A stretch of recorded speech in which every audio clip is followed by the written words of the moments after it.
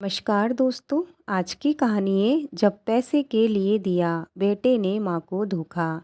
इस कहानी की लेखक हैं कंचन शुक्ला जी। इस कहानी का पूरा क्रेडिट हम कंचन जी को देंगे। आइए अब बढ़ते हैं कहानी की ओर। माँ, कुछ दिनों की बात है, मेरी खातिर तुम कुछ महीने और नौकरी कर लो। पाठक जी कह रहे थे कि वह बहुत जल्दी कोई दूसरी काम करने वाली ढूंढ लेंगे। तब तक आप यही काम करो। पाठक जी ने बुरे समय में हमारा साथ दिया है, अब उनके लिए इतना तो करना ही पड़ेगा। मैं बहुत जल्दी तुम्हें यहाँ से ले जाऊँगा। मैं पाठक जी को मना नहीं कर सकता, मेरी मजबूरी है माँ, तुम समझो। मैं भी क्या करूँ, मेरी कमाई ज़्यादा नहीं है, बच्चों की पढ़ाई का खर्च मेरी अकेले की कमाई से पूरा नहीं पड़ता। इसीलिए मैं आपकी पैसों से मदद नहीं कर पाता। मैं शहर में रहना भी नहीं चाहता, पर बच्चों के कारण वहाँ रह रहा हूँ। इस छोटे से कस्बे में कोई अच्छा स्कूल नहीं है। बच्चों के भविष्य के लिए शहर में रहना मेरी मजबूरी है माँ। मैं आपको भी शहर में ले चलना चाहता हूँ, पर क्या करूँ। हमारा घर बहुत छोटा है, मेरी तनख्वाह भी कम है। मेरे मालिक ने मुझसे कहा है कि वह कुछ ही महीनों बाद मेरी तनख्वाह बढ़ा देंगे। तब मैं आपको अपने साथ शहर ले आऊँगा। अभी आप यहीं पाठक जी के घर रहकर उनके यहाँ काम कीजिए। यहाँ आपको रहने के लिए कमरा मिला हुआ है और पाठक जी आपको नौकरानी नहीं, घर का सदस्य समझते हैं। आप मेरी बात समझ रही हो ना माँ। राजीव ने अपनी ज़बान से शहद घोलते हुए बहुत प्यार से अपनी माँ को समझाते हुए कहा। पर बेटा, अब मुझसे ज़्यादा काम नहीं होता, मेरे घुटनों में दर्द रहता है, थोड़ा बहुत कर लेती हूँ, इसीलिए मुझे अच्छा नहीं लगता कि मैं बिना काम किए मालिक से तनख्वाह लूँ। जब मालिक मुझे बिना पैसे काटे पूरी पगार देते हैं तो मुझे बहुत शर्मिंदगी महसूस होती है। इसीलिए मैं कह रही थी कि तू मुझे अपने साथ ले चल। मेरे जाने के बाद मालिक किसी और को काम पर रख लेंगे। सावित्री जी ने अपने बेटे राजीव से अपने मन की बात कही। माँ की बात सुनते ही राजीव का चेहरा गुस्से से लाल हो गया। उसने चिल्लाते हुए कहा, माँ, आप मेरी बात समझती क्यों नहीं हो। मैं क्या कह रहा हूँ, कुछ महीनों तक आप यहाँ काम कर लो, उसके बाद मैं आपको अपने साथ ले जाऊँगा। और एक आप हैं कि मेरी मजबूरी को समझने के लिए तैयार नहीं हैं। आपको अपने बेटे की नहीं, अपने मालिक की भावनाओं की ज़्यादा परवाह है। अपने बेटे का ऐसा रूप देखकर सावित्री जी स्तंभ रह गई। उन्हें समझ नहीं आ रहा था कि उन्होंने ऐसा क्या कह दिया जो राजीव को इतना गुस्सा आ गया। वो आज तक काम करके अपना और अपने परिवार का भरण पोषण करती आ रही थी। बेटे की नौकरी लगने के बाद भी वो अपनी पूरी तनख्वाह उसे ही देती थी। लेकिन अब कुछ महीनों से उनकी तबीयत ठीक नहीं चल रही थी। इस बार जब बेटा उनसे मिलने आया तो उन्होंने अपनी मन की बात अपने बेटे से कही। बेटा, मुझे भी अपने साथ शहर ले चलो। माँ की बात सुनकर राजीव पता नहीं क्यों भड़क गया। राजीव, तुम सावित्री बहन पर चिल्ला क्यों रहे हो, वो तुम्हारी माँ है। अपनी माँ से ऐसे कौन बात करता है। तभी वहाँ घर की मालकिन मिसेज पाठक ने आते हुए गुस्से में राजीव से कहा। मिसेज पाठक को अपने सामने देखकर राजीव घबरा गया। उसका चेहरा डर से सफ़ेद पड़ गया। वो मन ही मन सोचने लगा, अगर उसकी मंशा मिसेज पाठक जान गई तो उसकी सारी योजना धरी की धरी रह जाएगी। चाची जी, अच्छा हुआ आप यहाँ आ गई, मैं आपके पास आने ही वाला था। राजीव ने जल्दी से बात बदलते हुए कहा। तुम मेरे पास क्यों आना चाहते थे, मिसेज पाठक ने राजीव को घूरते हुए कहा। चाची जी, मैं माँ पर नाराज़ इसलिए हो रहा था कि माँ समय पर अपनी दवाइयाँ नहीं लेती, उनके घुटनों में दर्द रहता है, फिर भी वो कितनी लापरवाही करती हैं। इन्हीं की शिकायत करने में आपके पास आने वाला था। राजीव ने एक अच्छा बेटा बनने का दिखावा करते हुए कहा। हाँ, बात तो तेरी ठीक है, सावित्री बहन अपनी सेहत के प्रति बहुत लापरवाही करती हैं, ये बात मुझे पता है। मिसेज पाठक ने मुस्कुराते हुए कहा। वे राजीव की असलियत समझ नहीं पाई, जबकि सावित्री जी आश्चर्यचकित होकर राजीव को देख रही थी। राजीव ने तो उनकी दवाइयों के बारे में कुछ कहा ही नहीं था। वो तो उनको कुछ महीने और काम करने के लिए कह रहा था। राजीव की नज़र जैसे ही अपनी माँ पर पड़ी वो घबरा गया। उसे डर था कहीं उसकी माँ मिसेज पाठक को बता न दे कि वो उनसे काम करते रहने के लिए और मजबूर कर रहा है। इसीलिए राजीव ने जल्दी से बात का रुख बदलते हुए बोला, चाची जी, आप ही बताइए, मैं कुछ गलत कह रहा हूँ क्या? मैं तो माँ को अपने साथ शहर चलने के लिए कह रहा था, पर उन्होंने कहा वे आप लोगों को छोड़कर जाना नहीं चाहती। मैंने उनकी बात मानते हुए उनसे कहा ठीक है, आप यहीं रहें पर अपना ख्याल रखें। पर माँ मुझसे कहने लगी, तुम्हें मेरे बारे में सोचने की ज़रूरत नहीं है, मेरे मालिक मालकिन मेरा बहुत ध्यान रखते हैं। माँ की बातें सुनकर मुझे बुरा लगा, मैं उनका बेटा हूँ। उनकी तकलीफ़ देखकर मुझे बहुत तकलीफ़ होती है और माँ मुझे पराया समझती है। उनकी बातें सुनकर मुझे थोड़ा गुस्सा आ गया था। बस यही बात है चाची जी। अच्छा, तो ये बात है। अरे सावित्री, तुम्हें तो खुश होना चाहिए। तेरा बेटा तेरा कितना ख्याल रखता है। आजकल के बेटे तो बुढ़ापे में माँ बाप को छोड़कर चले जाते हैं, फिर कभी लौटकर आते ही नहीं। तेरा बेटा तो हर दूसरे तीसरे महीने तुमसे मिलने आता रहता है।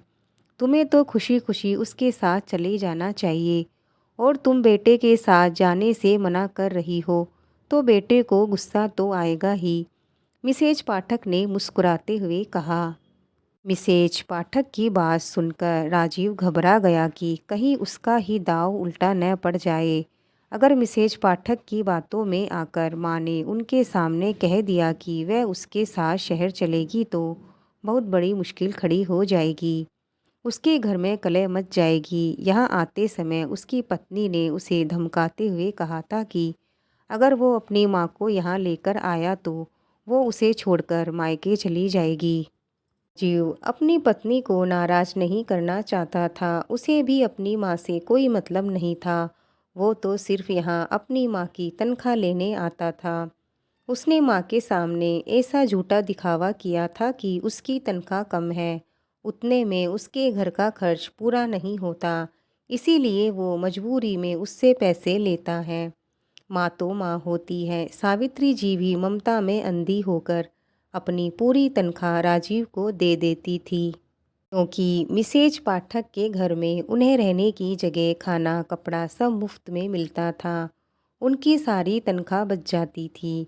राजीव ये बात अच्छी तरह से जानता था कि माँ के सामने अगर वो अपनी परेशानियों का रोना रोएगा तो माँ बिना कोई सवाल उसे पैसे दे देगी। अब आजकल सावित्री जी ने राजीव से कहना शुरू कर दिया था कि अब उससे काम नहीं होता, इसीलिए वो अब नौकरी छोड़कर उसके साथ रहना चाहती है। पर राजीव अपनी माँ को अपने साथ रखना नहीं चाहता था। उसे तो सिर्फ माँ की कमाई से मतलब था। माँ जिंदा रहे या मरे उसे कोई लेना देना नहीं था। मिसेज पाठक की बात खत्म होते ही राजीव ने चापलूसी भरे लहजे में कहा, चाची जी, माँ सही कह रही थी। मुझे उन पर नाराज नहीं होना चाहिए था। वहाँ शहर में एक कमरे का घर है।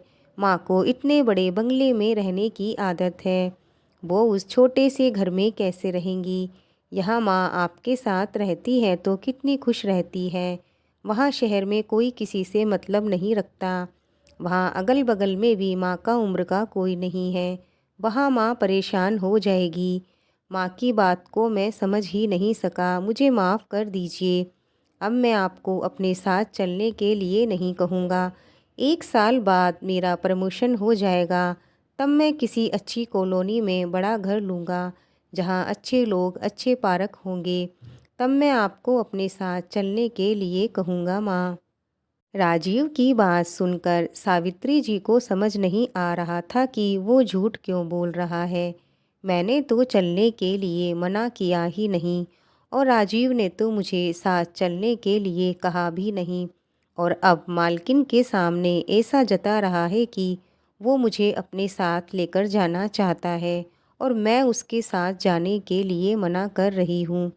कहीं ऐसा तो नहीं मेरा बेटा मुझे अपने साथ ले जाना ही नहीं चाहता, वो सिर्फ मुझे बहला रहा है। उसे मुझसे नहीं मेरे पैसों से मतलब है। अचानक उनके मन ने कहा, नहीं नहीं, मैं ये क्या सोच रही हूँ। राजीव सच ही कह रहा है, वहाँ का खर्चा बहुत है। मैं भी अगर उसके साथ चली गई तो उस पर और भार पड़ जाएगा। मेरी तनख्वाह भी नहीं मिलेगी। शहर में राजीव मुझे काम करने नहीं देगा। उसकी बदनामी होगी। मुझे अपने बेटे की बात को समझना चाहिए। उसे मेरी मदद की ज़रूरत है। मुझे मालकिन के सामने उसे शर्मिंदा नहीं करना चाहिए। सावित्री जी ने मन ही मन निर्णय किया। तू ठीक कह रहा है राजीव, मेरा वहाँ एक कमरे के घर में दम घुट जाएगा। मैं अभी यहीं रहूँगी। जब तू बड़ा घर ले लेगा तब मैं तेरे साथ शहर आऊँगी। अभी मैं यहाँ मालकिन के घर में काम करूँगी।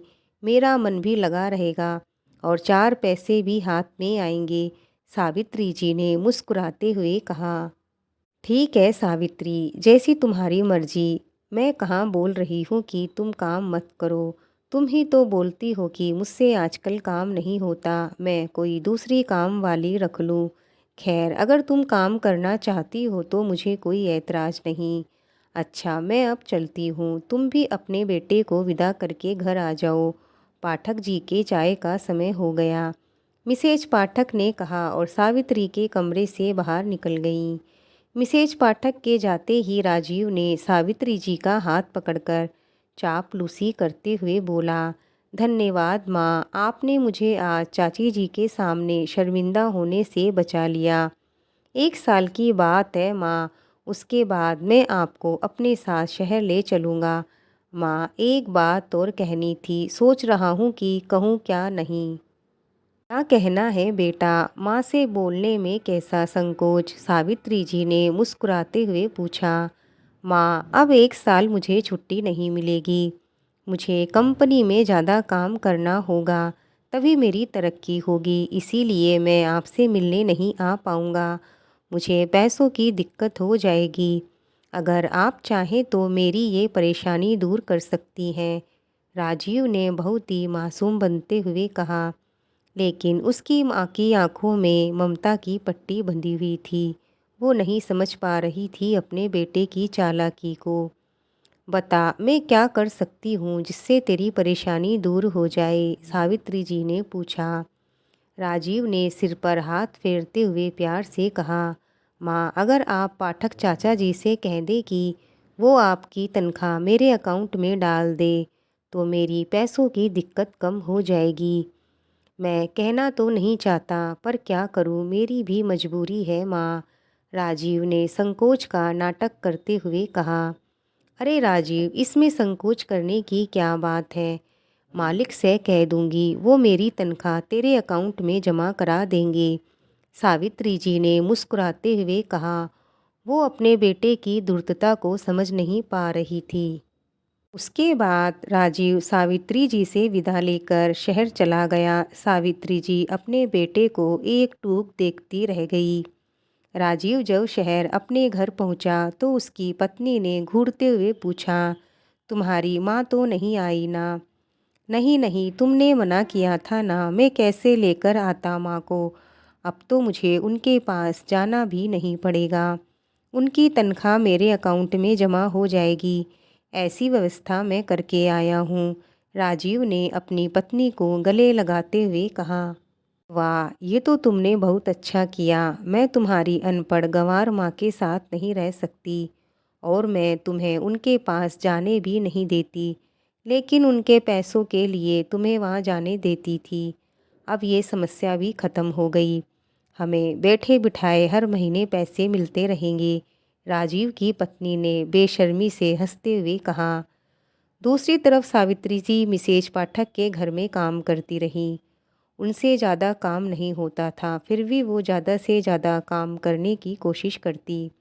एक दिन वो चाय की ट्रे लेकर बाहर गार्डन में आ रही थी। तभी उन्हें चक्कर आया और उनके हाथ से चाय की ट्रे ज़मीन पर गिर गई। वो खुद भी गिरने वाली थी पर मिसेज पाठक के बेटे ने उन्हें दौड़कर संभाल लिया। मिसेज पाठक का बेटा कल ही शहर से अपने माता पिता से मिलने आया था। उसने सावित्री जी को कुर्सी पर बैठाते हुए कहा, सावित्री मौसी, जब आपसे काम नहीं होता तो आप क्यों काम करती हो? अब आप काम से छुट्टी क्यों नहीं ले लेती? अब आपको आराम करना चाहिए। आप अपने बेटे के पास शहर चले जाइए। आप यहाँ रहोगी तो बिना काम किए नहीं मानोगी। आपका ज़मीर ये गवाही नहीं देगा कि आप हमारे घर में बिना काम किए रहें। हम सभी आपको अच्छी तरह जानते हैं। माँ, आप सावित्री मौसी को अब काम से रिटायरमेंट दे दीजिए और इनसे कहिए कि ये अपने बेटे के पास चली जाएं। यहाँ रहेंगी तो बिना काम किए नहीं मानेंगी। पवन बेटा, तुम ठीक कह रहे हो। राजीव आया था, उसने हमसे कहा था कि शहर में वो बहुत छोटे घर में रहता है। वहाँ का माहौल भी अच्छा नहीं है, उसकी तनख्वाह भी कम है। 1 साल बाद उसकी तरक्की हो जाएगी, तब वो बड़ा घर खरीद लेगा। तब सावित्री जी को ले जाएगा। 1 साल की बात है। उसके बाद सावित्री जी शहर अपने बेटे के पास चली जाएंगी। 1 साल तक वो यहीं रहेंगी। उससे जितना काम होगा करेंगी। मैं कल ही एक दूसरी काम वाली रख लूँगी। मिसेज पाठक ने गंभीर लहजे में कहा। माँ, क्या आप लोगों से राजीव ने कहा है कि वो एक कमरे के मकान में रहता है और उसे पैसों की दिक्कत है? पवन ने गंभीर लहजे में पूछा। हाँ पवन, अभी 1 महीने पहले ही राजीव यहाँ आया था। उसने मेरे सामने कहा है कि वो एक छोटे से घर में रहता है। उसे ज़्यादा तनख्वाह भी नहीं मिलती। लेकिन तू ये बात क्यों पूछ रहा है? मिसेज पाठक ने आश्चर्य से पूछा। माँ, मैं इसलिए पूछ रहा हूँ क्योंकि राजीव ने सावित्री मौसी और आपसे झूठ बोला है। वो शहर में बहुत अच्छी नौकरी करता है और 3 कमरों वाले घर में रहता है। वो जहाँ रहता है वहाँ बड़े बड़े लोग रहते हैं। उसके साथ उसकी सास भी रहती है। जब वो अपनी सास को अपने साथ रख सकता है तो अपनी माँ को क्यों नहीं रख सकता? ये बात मेरी समझ में नहीं आ रही। पवन ने गंभीर लहजे में कहा। ये तू क्या बोल रहा है? तुझे कैसे पता? मिसेज पाठक ने आश्चर्य से पूछा। माँ, कल मैं अपने एक दोस्त से मिलने गया था उसी कॉलोनी में जहाँ राजीव को मैंने देखा। मैं उसे आवाज़ देने ही वाला था कि वो आगे निकल गया। तब मेरे दोस्त ने पूछा कि क्या मैं राजीव को जानता हूँ, तो मैंने बता दिया कि हाँ। मैंने अपने दोस्त से राजीव के बारे में जानकारी ली तो उसने बताया कि ये किसी बहुत अच्छी कंपनी में काम करता है और यहाँ अपने परिवार के साथ रहता है। इसकी सास भी इनके साथ रहती है, पर राजीव की पत्नी बहुत अहंकारी और दुष्ट औरत है। और माँ, आप लोग कह रहे हैं कि राजीव ने कहा है कि वो छोटे से घर में रहता है, उसे पैसों की दिक्कत है, जबकि वो तो कार से आता जाता है। ये बात मुझे अभी कुछ दिनों पहले ही पता चली है। इसीलिए मैं कह रहा था कि अब सावित्री मौसी को आराम करना चाहिए। उनका बेटा अच्छा कमाता है, उनकी देखभाल करने में समर्थ है। पवन ने आश्चर्यचकित होकर कहा। पवन की बात सुनकर जहाँ मिसेज पाठक के चेहरे पर गुस्सा दिखाई देने लगा, वहीं सावित्री जी की आंखों से आंसुओं की धारा बह निकली। उनके चेहरे पर दर्द की लकीरें उभर आई। सावित्री, तुम्हें क्या हुआ? तुम रो क्यों रही हो? मिसेज पाठक ने पूछा। मालकिन, मैं अपनी किस्मत पर रो रही हूँ। जिस बेटे को मैंने नौकरानी का काम करके पाला, पढ़ाया, लिखाया, सिखाया, उस बेटे ने मेरे साथ विश्वासघात किया। मुझसे झूठ बोला कि वो एक छोटे घर में रहता है, उसे पैसों की दिक्कत रहती है। वो मुझसे मिलने नहीं आता था, वो मेरे पैसे लेने आता था। इस बार उसने मुझसे कहा वो 1 साल तक नहीं आ पाएगा। मैं अपनी सारी तनख्वाह मालिक से कहकर उसके अकाउंट में जमा करवा दिया करूं। मालकिन, उस दिन वो मुझ पर गुस्सा इसलिए कर रहा था कि मैंने उससे कहा था कि मुझे अपने साथ लेकर चले। वो मुझे अपने साथ रखना ही नहीं चाहता। उसे मुझसे कोई लगाव नहीं है, उसे तो सिर्फ मेरे पैसों से लगाव है। सावित्री जी ने दर्द भरी आवाज़ में कहा और फूट फूट कर रोने लग गई। राजीव इतना नीचे कैसे गिर सकता है? मुझे विश्वास नहीं हो रहा। मिसेज पाठक ने गंभीर लहजे में कहा। माँ, राजीव अपने साथ सावित्री मौसी को शहर में रखना ही नहीं चाहता, इसीलिए उसने आप लोगों के सामने झूठी कहानी गढ़ी है। पवन ने गंभीर लहजे में कहा। तुम ठीक कह रहे हो पवन बेटा, राजीव को सावित्री जी से नहीं उसके पैसों से मतलब है। मैंने ऐसा एहसान फरामोश लड़का कहीं नहीं देखा। अब सावित्री जी क्या करेंगी, कहाँ जाएंगी? मिसेज पाठक ने नफरत भरे लहजे में कहा। मालकिन, मैं आपके घर में किसी कोने में पड़ी रहूँगी। मुझे यहाँ से जाने के लिए नहीं कहिएगा। मुझसे जितना काम हो पाएगा मैं कर दूँगी। मुझे तनख्वाह भी नहीं चाहिए, बस 2 वक्त की रोटी और तन ढकने के लिए 2 साड़ी चाहिए। इतना तो आप करोगी, मुझे विश्वास है, सावित्री जी ने विनती करते हुए कहा। सावित्री, मुझे कोई दिक्कत नहीं है, तुम यहाँ जितने दिन रहना चाहो रहो। हमारी तुमने बहुत सेवा की है, लेकिन राजीव अब मेरे घर में नहीं आना चाहिए, मिसेज पाठक ने कठोर शब्दों में कहा। मालकिन, आज के बाद मैं खुद राजीव से कोई संबंध नहीं रखना चाहती। उसकी धूर्तता को समझ गई हूँ। आज के बाद मैं यही समझूंगी कि मेरा बेटा मेरे लिए मर गया है। ऐसे स्वार्थी बेटे की माँ कहलाने से अच्छा बांझ कहलाना ज़्यादा पसंद करूँगी, सावित्री जी ने कठोर शब्दों में कहा। अभी फ़ोन की घंटी बजती है। फ़ोन राजीव का था। उन्होंने फ़ोन उठाया। उधर से राजीव की आवाज़ सुनाई दी।